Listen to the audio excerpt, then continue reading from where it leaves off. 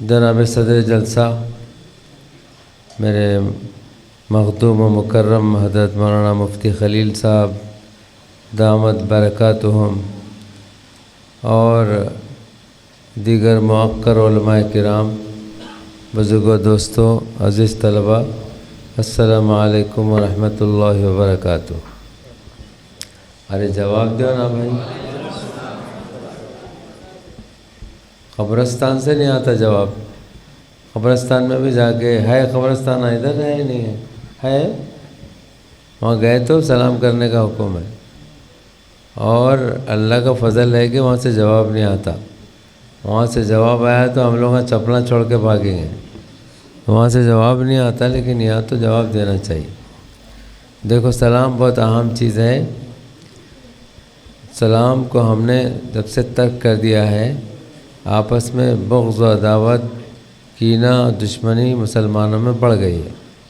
حضور اکرم صلی اللہ علیہ وسلم نے اس کا بہت اچھا علاج بتایا، فرمایا افشوا السلام بینکم تحابوا، آپس میں سلام کو رواج دو تو محبت پیدا ہوگی۔ سلام ایسی غیر معمولی چیز ہے کہ ایک مرتبہ ایک صحابی حضور کے اکرم صلی اللہ علیہ وسلم کی خدمت میں حاضر ہوئے اور عرض کیا، رسول اللہ، ہمارے گھر میں برکت نہیں ہے۔ دیکھو بچے بھی تقریر کر رہے ہیں۔ ہمارے گھر میں برکت نہیں ہے، بیماریوں پریشانیوں سے ہم بیزار ہیں۔ حضور اکرم صلی اللہ علیہ وسلم نے فرمایا کہ تم جب بھی گھر میں داخل ہوا کرو، سلام کیا کرو، ساری پریشانیاں دور ہو جائیں گی۔ فرمایا جس گھر میں لوگ سلام کر کے آتے ہیں وہاں شیطان نہیں ہوتا ہے۔ اور ایک حدیث میں تو فرمایا کہ تم لوگ اس وقت تک مومن کامل نہیں بن سکتے جب تک کہ آپس میں محبت نہ کرنے لگو، اور اس وقت تک جنت میں بھی نہیں جا سکتے جب تک کہ مومن کامل نہ بن جاؤ، اور اس وقت تک مومن کامل نہیں ہو سکتے جب تک کہ آپس میں محبت نہ کرنے لگو۔ اور آپس میں محبت کرنے کا آسان نسخہ فرمایا کہ سلام کو عام کرو۔ تو ہمارے حضرت مولانا شاہ ولی اللہ صاحب فرمایا کرتے تھے، سلام صحیح کرنا، صحیح طریقے سے، سلام عربی لفظ ہے، اسے صحیح طریقے سے سلام کرنا، السلام علیکم ورحمۃ اللہ وبرکاتہ۔ تو سلام کرنا سنت ہے اور جواب دینا واجب ہے۔ قرآن کریم میں اس کا حکم دیا گیا، اذا حییتم بتحیۃ فحیوا باحسن منها او ردوها، کہ جب تم کو سلام کیا جائے تو اس کا اچھے طریقے سے جواب دو یا ویسے ہی جواب دو۔ تو سلام بڑی غیر معمولی چیز ہے۔ حضور اکرم صلی اللہ علیہ وسلم کا معمول تو یہ تھا، صحابہ فرماتے ہیں کہ ہمارا آپ کا سامنا ہوتا، ہم ابھی سوچتے ہی رہتے، آپ سلام میں پہل فرماتے، اور فرمایا البادی بالسلام بریء من الکبر، جو سلام کرتا ہے وہ تکبر سے بری ہوتا ہے۔ حضور اکرم صلی اللہ علیہ وسلم کا معمول یہ بھی تھا کہ گلی میں سے آپ گزرتے تو چھوٹے بچوں کو بھی آپ سلام کیا کرتے تھے۔ تو اس کو مہم بنائیے، اور خاص طور سے جو دین کا کام کرنے والے ہیں، علماء کرام ہیں، حفاظ ہیں، وہ اس کو مہم کے طور پہ لیں اور سلام کو اس قدر کثرت سے کریں کہ گلی گلی سلام کا شہرہ ہو۔ بعض بزرگان دین سے پوچھا گیا کہ آپ مارکیٹ تشریف لے جاتے ہیں اور پھر کچھ خریدے بغیر واپس آ جاتے ہیں، کیا بات ہے؟ تو انہوں نے فرمایا کہ میں صرف اس لیے بازار جاتا ہوں تاکہ لوگوں کو سلام کروں، کثرت سے سلام کرنے کو۔ تو سلام کثرت سے کرنے میں خود سلامتی، افشوا السلام بینکم تحابوا، اور فرمایا کہ سلام کو عام کرو تو تم کو سلامتی ملے گی۔ تو سلام بہت غیر معمولی چیز ہے، اس سے دلوں میں محبت پیدا ہوتی ہے، بغض و کینہ دور ہوتا ہے۔ ہم کو چاہیے کہ ہم اپنے گھروں میں داخل ہوتے وقت، جاتے وقت بھی سلام کریں، آتے وقت بھی سلام کریں، جس سے ملاقات ہو اسے سلام کریں۔ اور حدیث میں تو یہاں تک آتا ہے کہ دو صحابہ اگر چلتے چلتے درمیان میں کوئی پتھر آ جاتا تھا یا درخت آ جاتا تھا، ایک کو ادھر سے گزرنا پڑتا تھا مجبوراً، دوسرے کو ادھر سے، تب ملتے تب سلام کرتے تھے۔ اللہ تعالیٰ اس کثرت سے ہمیں سلام کرنے کی توفیق عطا فرمائے۔ یہ جو دینی مدارس ہیں میرے دوستو، اللہ تبارک و تعالیٰ کی بہت بڑی نعمت ہے۔ سامنے آؤ، اب ہمارے پاس مشکل یہ ہے کہ ہر آدمی ٹیکا ڈھونڈتا ہے۔ اب بوڑھے لوگ تو بغیر ٹیکے کے بیٹھتے بیچارے، آج کل کے جوانوں کو کمر نہیں ہے، وہ لوگ ٹیکا ڈھونڈتے ہیں۔ دعوت میں کسی کو میں ٹیکے سے لگا کے بیٹھے ہوئے نہیں دیکھا ہے۔ دعوت میں تو ایسا معلوم ہوتا ہے حملہ کرنے آئے ہیں سب، ہم بالکل چاق و چوبند رہتے۔ ہاں دینی مجلس میں آ کے بیٹھے تو ٹیکا ڈھونڈیں گے، کہاں ٹیکا ہے وہاں بیٹھ جائیں گے، اور جتنا سنے نہیں سنے تو سو گئے سمجھ۔ بعض چیزیں نیند میں سنتے ہیں، وہ نیند میں سننے کی چیزیں تو بڑی خطرناک ہوتی۔ آدھی چیز انہیں ہوشیار تھا، آدھی چیز بولے جب سو رہا تھا۔ ایک مولوی صاحب تقریر کرے کہ ململ کا پائجامہ نہیں پہننا چاہیے۔ ململ کا پائجامہ سمجھتے ہیں نا آپ لوگ، پتلا رہتا سب، پورا بنگلہ دیش نظر آتا اس میں، تو ململ کا بولے جب تو سو رہا تھا انہیں، اور پائجامہ نہیں پہننا چاہیے بول رہے جب ہوشیار ہو گیا۔ بولے ایسے کیسے مول صاحب ہے، پائجامہ نہ کو پہنو بول رہے؟ تو نیند میں نہ کو سنو، ہوشیار ہو کے سنو، بیدار ہو کے سنو۔ یہ جو دینی مدارس ہمارے ہیں، اور یہ ہمارے لیے بہت بڑے خیر کا ذریعہ ہے۔ یہ چھوٹے چھوٹے معصوم بچے صبح صبح قرآن شریف پڑھ کے پورے معاونین کے لیے، مسلمانوں کے لیے جو دعائیں کرتے ہیں، اور ان کی دعاؤں کی برکت سے میرے دوستو آج ہندوستان میں ہم اپنے پورے اسلامی تشخص کے ساتھ باقی ہیں، پورے اسلامی تشخص کے ساتھ۔ دیکھو خالی ایک حجاب کے اوپر کتنا ہنگامہ ہو رہا ہے، کتنے مسلمان اس کے لیے بے چین و پریشان ہیں۔ پوری دنیا میں ہمارے پڑوسی ملکوں میں پردہ نہیں ہے، وہاں گوشہ نہیں ہے، وہاں حجاب نہیں ہے۔ یہاں اسلامی تشخص کی کوئی چیز، اسلام سے متعلق کوئی چیز ہم چھوڑنے کے لیے تیار نہیں۔ اس کی وجہ کیا ہے؟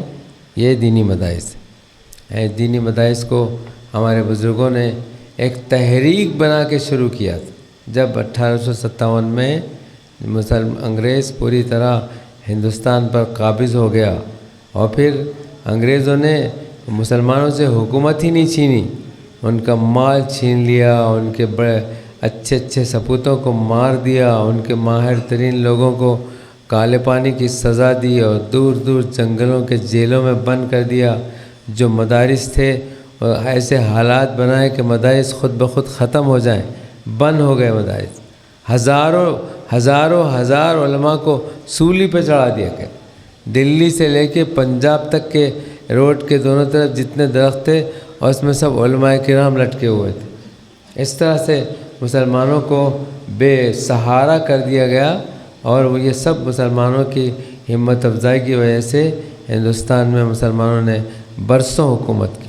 جب پوری طرح ہندوستان پر انگریز قابض ہو گیا، تو انگریز کا ایک ہی مقصد تھا، ہندوستان کو عیسائیت میں تبدیل کر دینا، یہاں کی پوری آبادی کو۔ یہاں کے ہندو لوگ تو ان کے پاس کوئی مذہب نہیں ہے، اور جس کو وہ سینے سے لگا کے رکھ سکیں، کوئی ایسی مضبوط چیز نہیں ہے، لیکن مسلمانوں کے پاس تو بالتسلسل ساری چیزیں ہیں، اور وہ اپنی جان سے زیادہ عزیز رکھتے ہیں۔ جیسے روس میں 1857 میں انقلاب آیا، 1917 میں، تو اس موقع پر اس قدر مسلمانوں کے ساتھ ظلم و تشدد ہوا کہ ہم یہاں بیٹھ کے سوچ نہیں سکتے۔ کوئی وضو کرا، کسی نے معلوم کہ وضو کیا ہے، وضو مسلمانوں، اس کو قتل کر دیا جا رہا۔ مسجدوں کو شراب خانوں میں تبدیل کر دیا گیا۔ قرآن پڑھنے پہ پابندی، نماز پر پابندی، اللہ کا نام لینے پہ پابندی، اذان دینے پہ پابندی۔ لیکن قربان جائیے، اتنے سخت ترین ماحول میں بھی مسلمانوں نے دین اور ایمان کو، قرآن کو اپنے سینے سے لگائے رکھا۔ اوپر تو شراب خانہ تھا، اوپر شراب کی دکان تھی، اوپر شیشیاں شراب بھری ہوئی تھی، لیکن نیچے تہہ خانے میں حفظ کے مدرسے چلتے تھے۔ تو جیسے وہاں ہوتا ہوا، وہاں تو بڑا تشدد ہوا، لیکن یہاں اتنا ظلم نہیں ہوا۔ لیکن انگریز یہ چاہتا تھا کہ مسلمان بہت پختہ تھے اپنے دین و مذہب پر، انہی سے حکومت چھینی گئی تھی، انہی سے مال چھینا گیا تھا، عہدے چھینے گئے تھے، تو ان کو ٹارگٹ بنایا، اور پھر اسلام کو ٹارگٹ بنا کے عیسائیت کو عام کرنے کے لیے گلی گلی، چپے چپے، شہر شہر پادریوں کو بھیجا گیا اور وہ علی اعلان مسلمانوں کو چیلنج کرتے تھے اسلام کے خلاف اور قرآن کے خلاف۔ دلی کی جامع مسجد کے مین گیٹ پہ کھڑے ہو کے ایک پادری کہہ رہا تھا کہ قرآن میں جو کچھ ہے وہ غلط ہے، الیاذ باللہ میں غلط ثابت کر سکتا۔ اور اس نے کہا کہ صاحب قرآن میں فرمایا گیا کہ وما تدری نفس ماذا تکسب غدا، کوئی آدمی نہیں جانتا کہ کل کیا کرے گا۔ وہ پادری بولا قرآن بالکل غلط کہہ رہا ہے، میں آج کل نہیں آئندہ 1 مہینے تک میں کیا کروں گا پورا پروگرام میں ڈکلیئر کر سکتا ہوں۔ قرآن غلط ہے اس اعتبار سے۔ غیب کا علم اللہ کے پاس ہے، کسی کو نہیں ہے، مجھے سب چیزیں ہیں معلوم ہے کب کیا ہونے والا کیا نہیں۔ اس طرح کھڑے پریشان ہو گئے علماء، مسلمان پریشان ہو گئے کیا کرنا، علماء تو تھے نہیں جواب دینے کے، مسلمان بہت پریشان ہوئے۔ ایک مرتبہ ایسی کھڑے ہو کے بولا کہ میں قرآن کو غلط ثابت کر سکتا ہوں، 1 مہینے تک کا پروگرام میں ڈکلیئر کروں گا کہ آئندہ 1 مہینہ کیا کرنے والا ہوں، اور قرآن کہہ رہا ہے کہ آدمی کل کیا کرے گا نہیں جانتا۔ مجمع میں سے ایک چھوٹا سا بچہ نکلا، بولا میں جواب دوں گا اس کو، اور ایک پتھر لایا ہاتھ میں، پتھر لا کے پادری کو بولا جانتے ہو کیا ہے، کیا ہے یہ؟ انہوں نے بولا پتھر ہے۔ اچھا یہ بتاؤ تم 1 مہینے تک کا جانتے بول رہے نا، اب یہ بتاؤ کہ یہ پتھر سے میں تمہارا منہ کچلنے والا ہوں، تمہارے منہ پہ مارنے والا ہوں یا نہیں مارنے والا؟ اگر مارنے والا ہے بولے تو پتھر پھینک دیا تو میری حال ہے، اور نہیں مارنے والا ہے بولے تو اٹھا کے مارا پورا منہ پھٹ جائے گا۔ وہ نے بولا بھائی بہت مشکل میں پھنس گیا میں، بس کچھ نہیں کیا، سیدھا مجمع میں سے نیچے بیٹھا، بیٹھ کے جھک کے بغیر جوتے چپل کے بھاگ گیا۔ تو ایسا اور بہت انہوں نے کیا، قرآن کے خلاف بڑا کام کیا، قرآن کرنے کی کوشش کی، لیکن حضرت مولانا رحمۃ اللہ کیرانوی اور ہمارے بزرگوں نے اس کا جواب دیا اور اسلام کی حقانیت کو ثابت کیا، اور پادری فنڈر جیسے ذہین آدمی کو مجمع چھوڑ کے بھاگنے پر مجبور کر دیا۔ تو اس موقع پر جب مسلمانوں کا مال بھی چھین گیا تھا، حکومت بھی چھین گئی تھی، اور کوشش یہ کی جا رہی تھی کہ دین اسلام سے بھی ان کو بے بہرا کر دیا جائے، تو اس موقع پر وہ مسلمانوں پہ جو ظلم ہوا، ہمارے بزرگان دین نے سوچا کہ اب کیا کرنا چاہیے، تو اللہ ان کی قبروں کو نور سے بھرے۔ انہوں نے سوچا کہ بس اب ایک ہی شکل ہے کہ مسلمانوں، اللہ تعالیٰ نے قرآن میں قرآن کی حفاظت کا وعدہ فرمایا، فرمایا انا نحن نزلنا الذکر وانا لہ لحافظون، ہم ہی نے اس قرآن کو نازل کیا اور ہم ہی اس کی حفاظت کرنے والے ہیں۔ تو جو لوگ بھی قرآن سے وابستہ ہو جائیں گے ان کی حفاظت اللہ تعالیٰ قرآن کے ساتھ کریں گے۔ تو انہوں نے اس موقع پر اس سب سے بڑا فیصلہ یہ لیا کہ پورے ہندوستان کے چپے چپے میں مکاتب قرآنیہ قائم کیے جائیں، مسجدوں میں، گھروں میں، اور کسی کے گھر میں جگہ نہیں تو درخت کے نیچے، اور دینی ضروریات کی تکمیل کے لیے بڑے بڑے ادارے ہر علاقے میں قائم کیے۔ دارالعلوم دیوبند قائم ہوا، ادھر ہمارے مدراس کے علاقے میں ویلور میں قائم ہوا مدرسہ مولانا عبدالوہاب صاحب کی سرکردگی میں، ہمارے حیدرآباد میں جامع نظامیہ قائم ہوا، جامع نظامیہ کے مولانا انور اللہ خان صاحب، یہ حاجی امداد اللہ صاحب مہاجر مکی رحمۃ اللہ علیہ کے خلیفہ، ان کو بھیجا وہاں کام۔ پٹنہ میں قائم کیا مدرسہ بڑا، مسلمانوں کی زینت ضرورت، اور تمام مسلمانوں کو ہدایت دی گئی کہ مکاتب قائم کرو اور بچوں کو، بڑوں کو، سب کو قرآن سے وابستہ کر۔ جو بھی قرآن سے وابستہ ہوگا اس کو کوئی فتنہ متاثر نہیں کر سکے گا، اور کوئی حکومت، کوئی طاقت ان کو ختم نہیں کر سکے۔ اللہ کے فضل و کرم سے ان کا وہ دانشمندانہ فیصلہ جو تھا اس کا اتنا اثر ہوا، اور مسلمان بھی اب مرتا کیا نہ کرتا کیونکہ سب کچھ لٹ گیا تھا اس کا۔ انہوں نے جس کی طرف توجہ دی کہ مکاتب قرآنیہ قائم کی جائیں، وہ مکاتب بڑھتے بڑھتے بڑھتے بڑھتے اب جو ہے بڑے بڑے مدارس کی شکل میں آ گئے ہیں۔ اب آپ کو سن کے حیرت ہوگی کہ اس وقت پوری دنیا میں اگر دینی قیادت کہیں سے ہو رہی ہے تو وہ ہمارا ہندوستان، تبلیغ کے اعتبار سے بھی، تعلیمی اعتبار سے اقصائے چین میں بہت سال پہلے، اب سے 35 سال پہلے پڑوسی ملک میں گیا تھا. اس وقت مولانا احتشام الحق تھانوی ابھی چین جا کے آئے تھے. انہوں نے جب ہم ہندوستان سے آئے بولے تو اپنے خصوصی کمرے میں ملاقات کے لیے بلایا اور اپنے دورے چین کا حال سنایا. فرمایا کہ میں چین کے اس علاقے میں گیا تھا جہاں مسلمانوں کی اکثریت ہے. ایک مسجد میں گیا تو بہت بڑی مسجد ہے اور خالص حنفی مسلک کے مطابق وہاں نماز ہو رہی. تو میں نے پوچھا کہ یہاں کون سے علماء آئے تھے؟ تو وہاں کے لوگوں نے بتایا کہ اب سے 100 سال پہلے دارالعلوم دیوبند کے ایک فارغ ایک عالم آئے تھے، انہوں نے ہماری دینی قیادت کی. 100 سال پہلے. آپ فیجی جائیں، امریکہ جائیں، لندن جائیں، افریقہ جائیں، ساؤتھ افریقہ جائیں، جہاں بھی جائیں گے آپ کو انہی اداروں کے فیض یافتہ ملے. اور یہی ہندوستان کے آپ کونے کونے میں جہاں چلے جائیے، مسجد میں امام ہوگا، جنگل ہوگا، کوئی ظاہری اسباب نہیں ہوں گے، معمولی سی تنخواہ ہوگی، لیکن کام کرنے والا، دینی قیادت کرنے والا انہی مدارس کا فیض یافتہ ہو. یہ مدارس بہت ہماری رگے جہاں سے بھی زیادہ اہمیت ہے اس کی. جہاں بھی ہے اس کی قدر جانو اور اس کے کام کرنے والوں کی قدر جانو اور ان کی ہمت افزائی. ہمت شکنی مت کرو. کھا جا رہے، لوٹ لے رہے. اور ارے ابھی میں مولانا رفیق صاحب کا کہ کام کی تفصیل سنا، حیران رہ گیا. میں دیکھنے میں وہ شخص اتنا محسوس ہی نہیں ہو رہا. کل سے مولانا مظہر صاحب میرے کو بتایا کہ صاحب انہوں کیا کیا رفاہی فلاحی کام انجام دے رہے اور کس طرح سے جا کے فائٹ کر رہے اور گورنمنٹ کی جو اسکیمیں ہیں اس کو لے کے آ کے مسلمانوں تک پہنچا رہے. اور یہاں خود مقامی طور پہ غریب مسلمانوں کے لیے کیا کیا اسکیمیں چلا رہے. ابھی مولانا ہدگاؤں سے ایک مولانا آئے تھے، بیٹھے ہوئے ہیں ہمارے سامنے، اچھے موٹے تازے دکھ رہے ہوں گے آپ کو ماشاءاللہ. تو انہوں نے سنا ہے صاحب کتنے بور دارے، کتنے غریب یا کتنے بیواؤں کا ماہانہ وظیفہ دے رہے ہیں، بیواؤں سہارا بنے ہوئے ہیں. تو اب آج اس کی ضرورت ہے کہ فلاحی کام بھی ہو، علمی کام بھی ہو، مگر ان مدارس کو اپنا سب سے بڑا سرمایہ سمجھے. جہاں بھی ہے بہت محبت کی نگاہ سے دیکھیں. ایک بچہ حافظ قرآن بنا ہے، اب آئندہ ترقی کریں گے تو اور بچے لیں گے. یہ ایک بچہ حافظ قرآن بنا، اب قیامت تک کے لیے اس کا تسلسل جاری رہے گا. یہ ایک کو بنائے گا. میرے ایک شاگرد سے ملاقات ہوئی تھی، وہ ہمارے پاس اب 30-35 سال پہلے وہ حافظ بن کے نکلا اور اس نے بتایا، بہت جید حافظ ہے وہ، اور اس نے بتایا کہ مولانا آپ کی دعا سے میرے ہاتھ پہ 105 بچے حافظ بن کے نکلے.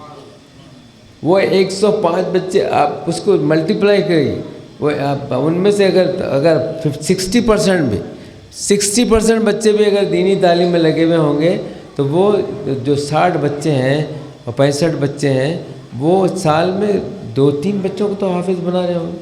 تو قیامت تک کہ کتنا کیسا تسلسل چل رہا ہو. یہ جو ہمارے پاس جو اب تک دین آیا تسلسل کے ساتھ، وہ انہی مکاتب کا نتیجہ ہے، وہی بزرگوں کے فیصلے کا نتیجہ ہے. تو میرے بزرگوں اس کو معمولی مت سمجھو، اس کو بہت اہمیت دو اور اپنے بچوں کو اس میں ڈالو، پڑھاؤ، عالم بناؤ، حافظ بناؤ. اور عالم اور حافظ رہا تو سب کام کر لے سکتا، دوسرے لوگ وہ کام نہیں کر سکتے.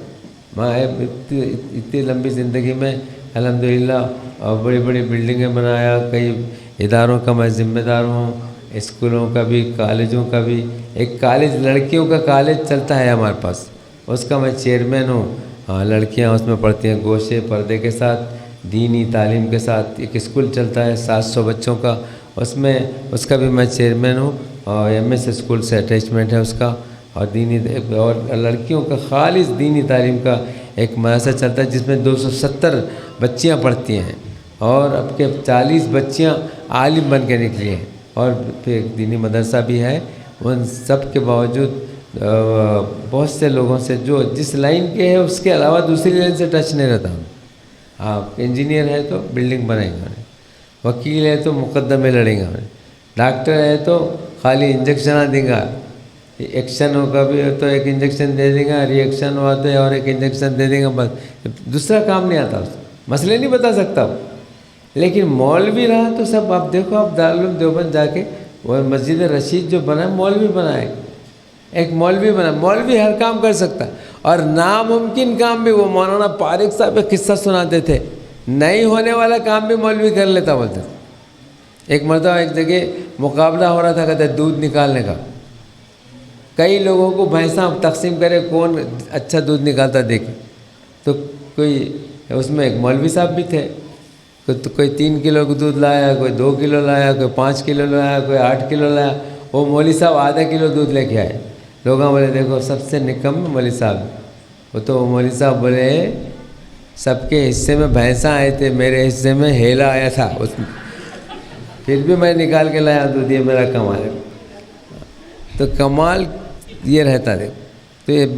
تو ہمارے رفیق صاحب کے کارنامے سنا میں, وہ مولانا ادگاؤں کے آئے, کیا نام ان کا, اصغر حسین صاحب. اور ہمارے حضرت مولانا خلیل الرحمان صاحب. حضرت مولانا خلیل الرحمان صاحب کے بارے میں بہت کم لوگوں کو معلوم ہوگا کہ قریب وہ عثمان آباد جا کے میں کھینچ کے لے گیا. مولانا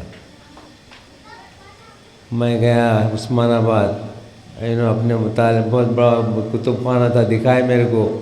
ہمارے دادا کے زمانے کا کتب خانہ ہے. میں بولا کیا کر رہے ہیں آپ؟ یہاں پڑھ لیتے بیٹھتا ہوں, بس ختم, جھگڑے پنچایت میں جاتا نہیں, میں ہوں میری کتابیں. میں بولا نہیں آپ آؤ ہمارے ساتھ, آؤ ناندیڑ آؤ, دارالعلوم ناندیڑ کی ذمہ داری سنبھالو, اپنے آپ کو پریشانی میں ڈالو, مشکلات میں ڈالو, مگر آؤ ضرور.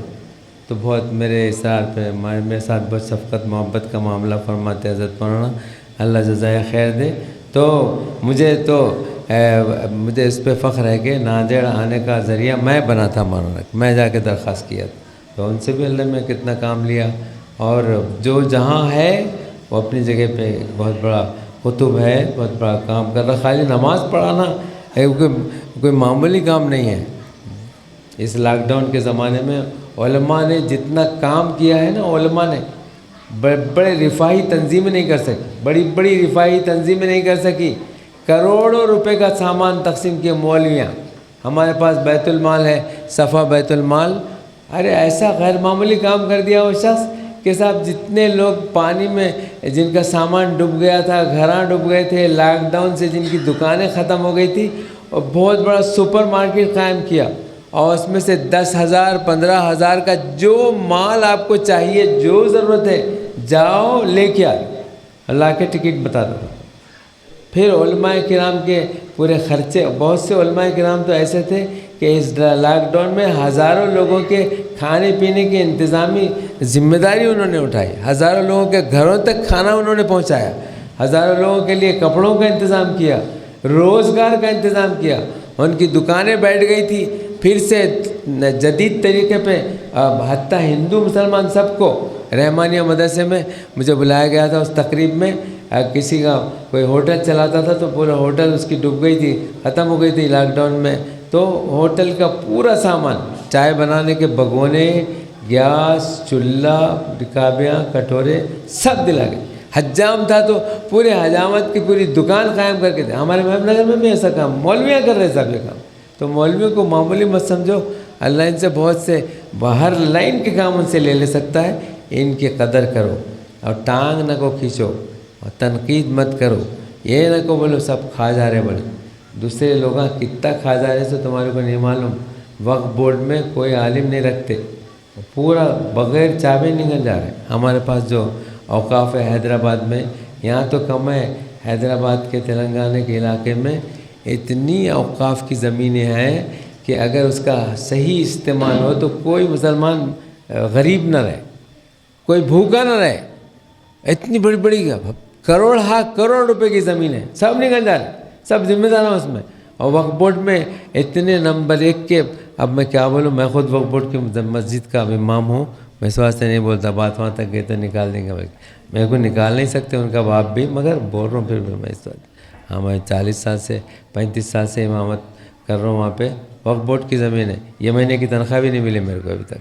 اور کتنی تنخواہ معلوم, 35 سال سے ہوں میں, 1983 سے میری تنخواہ اس وقت 7,215 روپے ہے. میں اس وقت تنخواہ, مگر دیکھو میرے کپڑے سب کیسا زبردست, مکھی نے بیٹھنے دیتا ہوں الحمدللہ. سارا کام اور اللہ کے فضل و کرم. تو اب ہمارا کام اللہ میں روکتے نہیں. جو اللہ کا کام کرنے والا, من کان للہ کان اللہ لہ, جو اللہ کے لیے کرتا ہے کام, اللہ اس کے ہو جاتے ہیں، اس کی قدرت کے ساتھ اللہ میاں سارے کام اس کے بناتے ہیں۔ تو ان مدارس کو بہت محبت کی نگاہ سے دیکھو اور ان کام کرنے والوں کی قدر کرو، ان کی ہمت افزائی کرو، ان کی ٹانگ مت کھینچو۔ خرابیاں کس میں نہیں رہتی؟ منزل الذی ما ساء قط ومن لہ الحسنی فقط، کون ہے جس نے کبھی برائی نہ کی ہو، اور کون ایسا آدمی ہے جس کے نامہ اعمال میں صرف نیکیاں ہی نیکیاں ہوں، کچھ نہ کچھ خرابی رہتی، لیکن وہ سب کو برداشت کر کے ان کی اچھائیوں کو دیکھو آپ۔ ہاں، بزرگوں نے فرمایا کہ جیسے شہد کی مکھی جاتی ہے اچھے اچھے پھولوں کو دیکھتی ہے، اچھے اچھے پھولوں کا رس نکال کے لا کے شہد بناتی ہے، لیکن اگر خنزیر سور کسی باغ میں گیا تو وہ باغ میں نہ پھول کو دیکھے گا، نہ اس کے حسین منظر کو دیکھے گا، نہ اچھے پھلوں کو دیکھے گا، وہ گندگی کو تلاش کرے گا۔ سور والی صفت نہیں ہونا، خنزیر والی صفت نہیں ہونا، وہاں شہد کی مکھی والی صفت بناؤ کہ اچھے پھولوں کو دیکھو، اس کا اچھا میٹھا رس چوسو اور پھر شہد بنا کے قوم کو پیش کرو۔ تو میں بہت مبارکباد دیتا ہوں مولانا مفتی مولانا حافظ رفیق صاحب کو اور ان کے رفقاء کار کو، اور جتنے لوگ، اور بھی میں ایک مولانا سے ملاقات، حافظ صاحب سے ملاقات ہوئی تھی، انہوں اپنا کارنامہ سنائے تھے، پورے لوگوں کو جمع کرے تھے ساتھ میں، پورے جماعت والوں کو۔ یہ بھی بہت مشکل کام ہے، مینڈک تولنے کے برابر ہے۔ مینڈک تولنا دیکھیں آپ کبھی، 5-7 مینڈکوں کو لا کے تولو آپ، ایک طرف باٹ رکھو، ایک طرف مینڈک، ایک کو لائے تو 2 نکل جاتے ہو، 2 کو لائے تک 3 نکل جاتے، 3 کو لائے تک پورے، کبھی تول ہی نہیں سکتا مینڈک۔ تو مسلمانوں کو جمع کرنا بہت مشکل کام ہے، لیکن مسلم جمعیتوں کو انہوں نے جمع کیا، اور اتحاد، اور یہ وقت لڑنے کا نہیں ہے، یاد رکھو۔ دشمن یہ نہیں دیکھ رہا کہ کون سی جماعت کا ہے، دشمن یہ دیکھ رہا ہے کہ اب ہم کون ہیں، جماعت کیا ہے نہیں دیکھ رہا، ہم کون ہیں یہ دیکھ رہا۔ اس واسطے ہمارے کو متحد ہونا ہے، اور انسانیت کی خدمت کر کے ہی اس ہندوستان میں ہم اپنے آپ کو مقبول بنا سکتے ہیں، اور یہاں اپنے لیے جگہ بنا سکتے ہیں۔ اللہ تعالیٰ نے قرآن کریم میں فرمایا وَأَمَّا مَا يَنْفَعُ النَّاسَ فَيَمْكُثُ فِي الْأَرْضِ، کہ جو شخص لوگوں کے لیے نفع بخش ہوگا زمین میں اللہ تعالیٰ اسے ٹھکانہ اور استقرار عطا فرمائیں گے۔ آپ میں سے ہر شخص کو چاہیے کہ ان مدارس کو محبت کی نگاہ سے دیکھیں، اپنے ذہین بچوں کو لا کے اس میں شریک کریں، اور نہیں کر سکے تو ایک آدھ بچے کی ذمہ داری لیں کہ صاحب ایک بچہ میری طرف سے حافظ بنائیں، اور کچھ خیرات کرنا ہے تو اس کا بھی مسئلہ علماء سے پوچھنا، اپنی طرف سے نہیں کر دینا۔ اب لا کے لوگ مسجد میں قرآن شریف میں رکھ دیتے، اتنے قرآن شریف بھرے ہوئے ہیں، کوئی مرا لائے قرآن شریف رکھ دیے، کوئی مرا لائے قرآن شریف رکھ دیے، اتنے قرآن شریف رکھے ہوئے ہیں کہ کوئی پڑھنے والا نہیں اس کو، پارے سینکڑوں ہزاروں رکھے ہوئے ہیں۔ ارے آ کے پوچھو کہ ہمارے والد صاحب کا انتقال ہوا، کوئی انتقال ہونا بلکہ بول رہا ہوں نہیں میں، لیکن مرنا سب کچھ ہے، کوئی زندہ رہنے کے لیے نہیں آیا، ہمیشہ رہنے کے لیے کوئی نہیں آیا۔ اور موت بھی علماء فرماتے ایک بڑی نعمت ہے، اگر موت نہیں آئے تو کتنی مصیبت ہو جائیں گی، تو ذرا سوچو سر۔ ہاں، اگر موت نہیں آئی تو گھر میں 400 بڈھے، 400 بڈھیاں دیکھ سے چڑھانا پڑتا، ہر گھر میں ایک میڈیکل اسٹور کھولنا پڑتا، اور پھر وراثت کسی کے نام پہ منتقل نہیں ہوتی، کوئی دکان کا مالک نہیں ہو سکتا تھا، کوئی بیچ نہیں سکتا تھا۔ دکان بیچنے کا ہے تو ہم اپنے ابا کو جا کے پوچھتے تھے، ابا وہ دکان بیچنے کا ہے، انہوں نے بولتے ہمارے والد صاحب زندہ ہے نا بیٹا، ان سے جا کے پوچھو، ان سے جا کے پوچھے تو انہوں نے بولتے ہمارے ابا زندہ ہے، ان سے جا کے پوچھو۔ وہ 35ویں نمبر کے بڈھے کو پوچھے تو بولا نہیں بیچنے کا ہے میرے کو۔ تو نہ وراثت منتقل ہوتی تھی، نہ کسی کو کچھ ملتا تھا۔ موت بھی بہت بڑی نعمت ہے، اور یہ بھی بہت بڑی نعمت ہے کہ موت کا وقت نہیں معلوم۔ موت کا وقت اگر معلوم رہا تو ابھی سے پیخانے لگے ہوئے رہتے۔ ایک بہت موٹا آدمی ڈاکٹر کے پاس لایا گیا، دروازے میں پھنس گیا، لوگ لات مار کے ڈھکلے تو اندر آیا، ڈاکٹر دیکھا، ڈاکٹر دیکھ کے بولا ارے رے لے جاؤ لے جاؤ لے جاؤ ان کو لے جاؤ، کیوں لائے، 1 مہینے کے اندر مر جاتا ہے، انہیں لے کے جاؤ، علاج کرنے کی ضرورت نہیں، جو کھاتا کھاؤ بولو اس کو، 1 مہینے میں مر جانے والا۔ اب اس کو کھایا جاتا، اب جاتے پیخانے لگ گئے، بہت پریشان، اب 1 مہینے میں میں مر جانے والا ہوں بول کے 1 مہینے کے اندر اس کا جو وزن تھا وہ 75% کم ہو گیا۔ 1 مہینے کے بعد انہیں سوچا کہ مر رہا ہوں میں، ٹھیک ہو گیا تو ڈاکٹر صاحب کے پاس لے کے آئے، ڈاکٹر صاحب آپ تو مر جاتا، بولے اس کا علاج یہی تھا، اس کو موت سے ڈرانے کا تھا۔ تو موت اپنے وقت پہ آتی، وہ بھی اللہ کا کرم ہے، اور نہیں ہمارے کو اس کا وقت معلوم، وہ بھی اللہ کا کرم ہے۔ اس واسطے کب موت آتی معلوم نہیں، اس سے پہلے ان دینی کاموں میں حصہ لیو، اپنا پیسہ لگاؤ اور خیر کے کام میں حصہ لے کے ان حضرات کا تعاون کرو، اور آ کے پوچھو کسی کے اثارِ ثواب کے لیے کچھ کرنے کا ہے تو آ کے پوچھو کہ مولوی صاحب میرے پاس اتنا بجٹ ہے، میں کیا کروں؟ بہت سے لوگ پنکھے لا کے لگائے، اچھا پنکھے میں نام بھی لگاتے، من جانب چنو میاں برائے ایصال ثواب منو میاں، چنو میاں منو میاں پھر رہے، ثواب کس کو بھی نہیں ملتا، کچھ ثواب نہیں ملتا، دکھاوا ہے، ریاکاری ہے، وہ چھپکے سے دینا ہے۔ رمضان شریف آ رہے، آتے نہیں آتے یہاں؟ ہاں نہیں مار کے ہکالتے آپ لوگ۔ رمضان شریف آ رہے، رمضان شریف میں یاد رکھو، رمضان شریف قرآن شریف کے اس کا سالانہ اس کا جشن کا موقع ہے۔ اللہ تعالیٰ نے قرآن کریم کو رمضان شریف میں نازل فرمایا، تو اپنے گھروں میں قرآن شریف پڑھو۔ لوگ گھروں میں آ کے بولتے برکت نہیں ہے، باہر کا ہو گیا، جن ہے شاید، سایہ ہے شاید، پریشانی، کچھ بھی نہیں ہے۔ روزانہ گھر کے تمام لوگ بے رمضان ابھی سے شروع کر دو، گھر کے سب مردوں عورتوں کو بولو کہ صاحب تسلسل کے ساتھ قرآن شریف پڑھو، لا کے دو اچھے قرآن، نئے قرآن۔ پرانا قرآن ہو گیا، بہت پرانا ہو گیا، نہیں پڑھنے کے لائق ہے، تو اچھے نئے کپڑے میں لپیٹ کے، جیسے کسی بزرگ کا انتقال ہو گیا تو نئے کپڑے میں لپیٹ کے قرآن قبرستان میں دفن کرے تھے، ویسا قبرستان میں کسی بڑے گڑھے میں یا کسی ایسی باولی میں جس میں گندگی نہ پڑی جاتی ہو، اسے لے آ کے رکھ دو، اور اچھا قرآن شریف لا کے ایک بیوی کو دو، بچوں کو دو، اور آواز سے پڑھو۔ روز کم از کم ایک قرآن تو ختم ہونا رمضان میں، کم سے کم بول رہا ہوں میں، ورنہ 3 قرآن شریف، پہلے عشرے میں ایک، دوسرے عشرے میں ایک، تیسرے عشرے میں، یا کم سے کم اتنا کرو کہ ایک قرآن شریف گھر میں پڑھو، ایک قرآن شریف مسجد میں پڑھو۔ پڑھیں گے انشاءاللہ؟ اور نہیں پڑھنے آتا ہوں گا قرآن شریف تو بھائی خطرہ لے کے سر پھوڑ لو، نہیں تو پھوڑ لیں گے صحیح بھی۔ ہاں نہیں پڑھنے آتا تو اپنی قسمت پہ رو، اللہ میاں نے اس قرآن کو بہت آسان کر دیا۔ کسی بھی حافظ صاحب کو پکڑو اور پکڑ کے بولا حافظ صاحب میرے کو قرآن شریف پڑھو، 1 مہینے میں انشاءاللہ تجوید کے ساتھ قرآن شریف پڑھنا آپ کو آ جائے گا۔ اللہ میں نے اس قرآن کو بہت آسان کر دیا، بہت آسان کر دیا اس واسطے۔ اور اگر نہیں پڑھنے آتا تو جب تک کیا کرو معلوم، وہ بڑھیا کی طرح کرو۔ ایک بڑھیا تھی، اس کا انتقال ہو گیا تو پورے قبرستان میں خوشبو آنے لگی۔ لوگ بولے بھائی یہ خوشبو کہاں سے آ رہی ہے قبرستان میں؟ معلوم کرے تو وہ بڑھیا کے قبر سے خوشبو آ رہی ہے۔ اس کے گھر پہ جا کے معلوم کرے تو کچھ پڑھی رکھی نہیں تھی، انہیں کوئی بہت عبادت نہیں کرتی تھی۔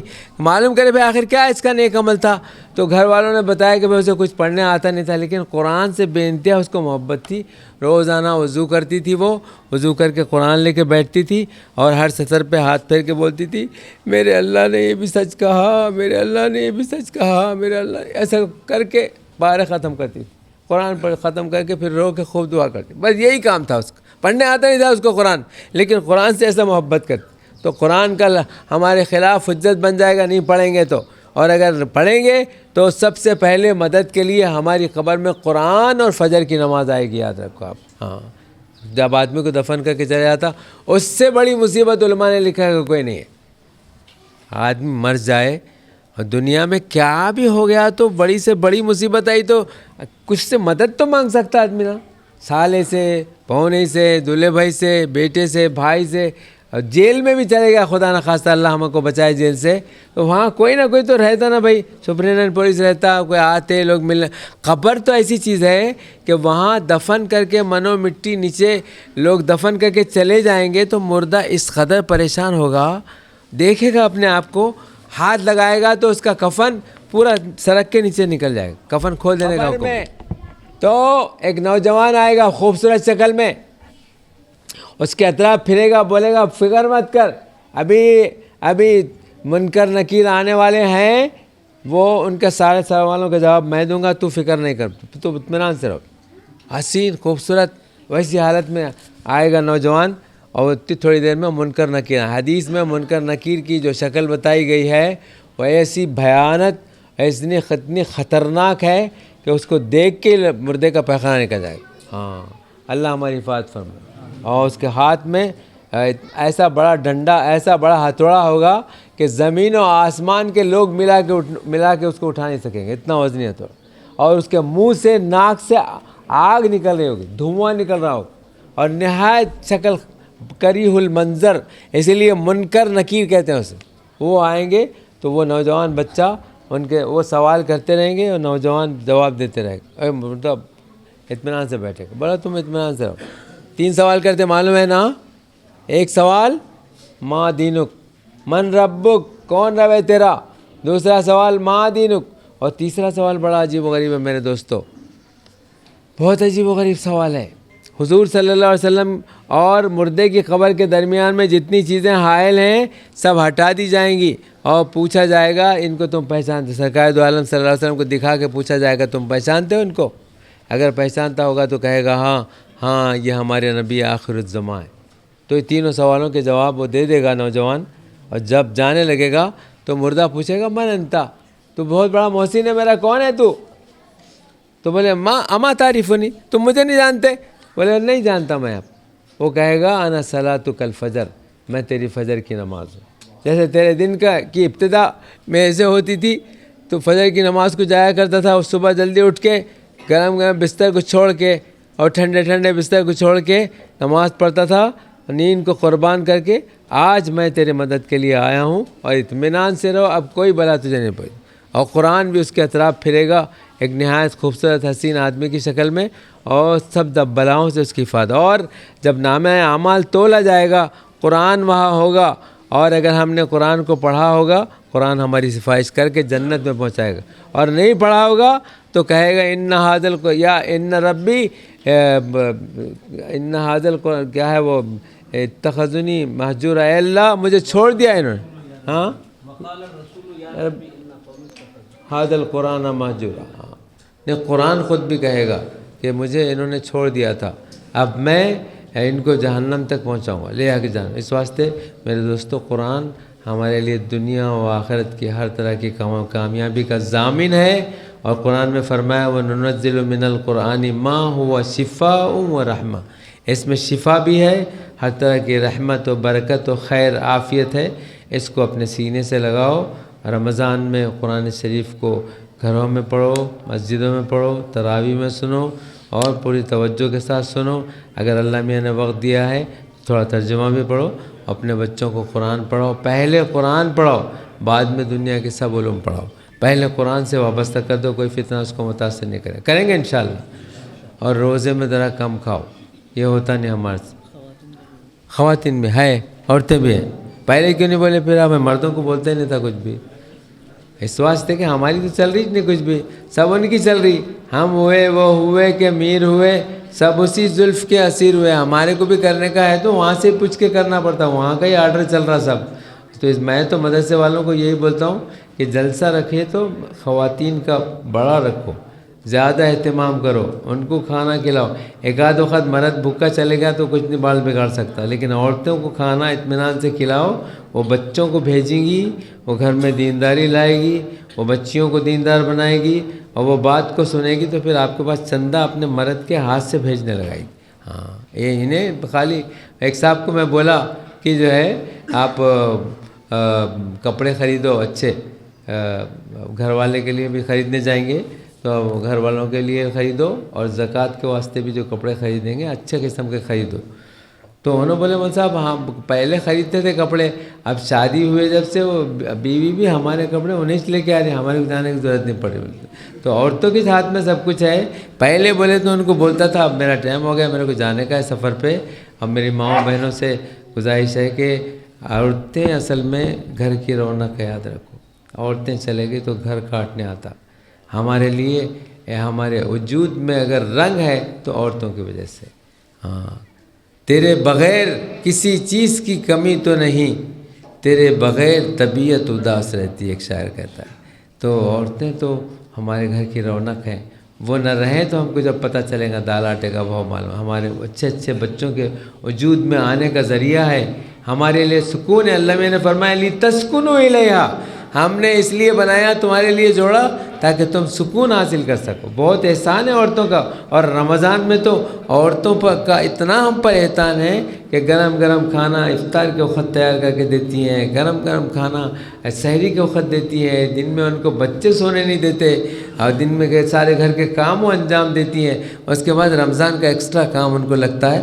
میری ماؤں بہنوں سے گزارش ہے کہ قرآن سے 15 منٹ پہلے، افطار سے 15 منٹ پہلے، آدھا گھنٹہ پہلے کلوز کر دو پورے کچن کو، کلوز بس، اور اس کے بعد دعا میں لگو اور قرآن شریف پڑھو، خوب قرآن پڑھ کے جو تم کو ہونا اللہ سے مانگو۔ حدیث میں ہے کہ اللہ تبارک و تعالیٰ افطار کے وقت روزے دار کی دعا کو رد نہیں پائے، اور ایک دعا روز قبول کر، اور دعا بہت کثرت سے قبول ہوتی ہے۔ اس واسطے رمضان کا پورا فائدہ اٹھاؤ، رمضان میں خوب دعا مانگو اور قرآن شریف کی تلاوت کرو، اور خیر خیرات کرنا ہے تو جو لوگ روزے دار ہیں، روزہ رکھ رہے ہیں، روزہ رکھنے والے ہیں، نمازی ہیں، غریب ہیں، ان کے گھر پہ چپکے سے سحری افطاری کا سامان پہنچا دو، چپکے سے۔ صدقہ فطر بھی شروع میں نکال دے سکتے، زکوٰۃ بھی شروع میں نکال دے سکتے، اور زکوٰۃ دیتے وقت بولنے کی ضرورت نہیں ہے زکوٰۃ ہے، یہ تحفہ ہے، ہدیہ ہے، یہ رمضان کی تیاری کا سامان ہے، آپ لے لو، اور چپکے سے۔ اور ایسے رشتہ داروں کے پاس پہنچاؤ جو ہمارے ساتھ دشمنی کرتے، جو ہم سے جلتے، جو ہمارے خلاف کارروائی کرتے، جو ہمیں بدنام کرتے، ویسے رشتہ داروں کے پاس پہنچ۔ حضور اکرم صلی اللہ علیہ وسلم نے فرمایا کہ صلہ رحمی یہ ہے کہ وہ تمہارے خلاف کارروائی کریں اور تم ان کے ساتھ اچھا سلوک کرو، تمہارے ساتھ اچھا سلوک کریں اور تم اس کے ساتھ اچھا سلوک کرو، یہ جواب ہے صلہ رحمی۔ صلہ رحمی تو یہ ہے کہ رشتہ دار، وہ رشتہ دار جو ہمارے ساتھ اچھا ہے۔ اور رشتہ داروں کے بارے میں اردو کا ایک شاعر بڑی اچھی بات، عربی کا ایک مقولہ بھی ہے، الاقارب کالعقارب، قریبی رشتہ دار بچھوؤں کی طرح ہیں۔ اقرب کہتے ہیں عربی میں بچھو کو، اور اقرب الف سے، الف قاف را سے قریب ترین ہے، مطلب رشتہ دار۔ الاقارب کالعقارب، قریبی رشتہ دار بچھوؤں کی طرح ہیں، جب چانس ملا ڈھک مار دیتے۔ ہاں گھر پہ آئے تو الگ، باہر ہے تو الگ، رشتہ داروں میں ہوتی زیادہ نوک جھونک، مگر تم ان کے ساتھ اچھا سلوک کرو، پھر دیکھو ان کے سینے میں بھی دھڑکتا ہوا دل ہے، پتھر نہیں ہے، وہ بھی تمہارے محبت کرنے والوں میں سے ہو جائیں گے۔ ہاں ایک اردو کا شاعر کہتا ہے، عجب سلگتی ہوئی لکڑیاں ہیں رشتہ دار، الگ ہوئے تو دھواں دیں، ملیں تو جلیں۔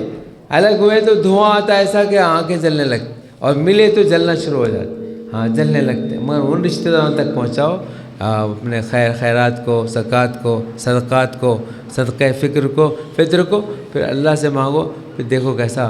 رمضان جانے سے پہلے حضور نے فرمایا رمضان چلے جائے اور مغفرت نہ ہو تو اس سے بڑا محروم کوئی نہیں۔ بد دعا دی گئی اس کے لیے، ہلاک ہو جائے وہ آدمی جو رمضان کو پائے اور پھر اپنی مغفرت نہ کرا لے۔ اس واسطے میرے دوستو، آ رہا رمضان اور ہم کو معلوم نہیں اس کے بعد والا رمضان ہم کو ملیں گا نہیں ملیں گا، ہم زندہ رہیں گے نہیں رہیں گے، اور زندہ رہے بھی تو روزے رکھنے کے قابل رہیں گے، اللہ سب کو قابل رکھے، لیکن حالات ہوتے رہتے، نیچے اوپر آتے رہتے، آدمی بیمار ہو جاتا، طبیعت خراب ہو جاتی، کچھ اور ہوتا۔ اس واسطے اس رمضان کو غنیمت سمجھو، اس کے جانے سے پہلے اپنی مغفرت کرا لو رو رو کے، اور یاد رکھو مغفرت اللہ کے علاوہ کوئی نہیں کر سکتا۔ فرمایا وَمَن يَغْفِرُ الذُّنُوبَ إِلَّا اللَّهُ، اللہ کے علاوہ کوئی گناہ کو معاف نہیں کر سکتا۔ اس لیے اس رمضان کو بہت غنیمت سمجھو۔ اللہ مجھے اور آپ کو اس کی توفیق عطا فرمائے، اور ہمارے مولانا رفیق صاحب کو نظر بد سے بچائے، اور ان کی خدمات کے دائرے کو مزید وسیع فرمائے، اور جو لوگ اس کام میں مسلمانوں کی خدمت انجام دے رہے ہیں ان کو بہت محبت کی نگاہ سے دیکھو۔ حضور نے فرمایا من لم یہتم بامر المسلمین فلیس منا، جو مسلمانوں کے معاملات میں دلچسپی نہ لے وہ ہم میں سے نہیں۔ اس واسطے ہر مسلمان کا کام ہے کہ اپنے دائرہ کار میں جو وہ کر سکتا ہے مسلم قوم کے لیے وہ کرے۔ اللہ مجھے اور آپ کو اس کی توفیق عطا فرمائے۔ وآخر دعوانا ان الحمد للہ۔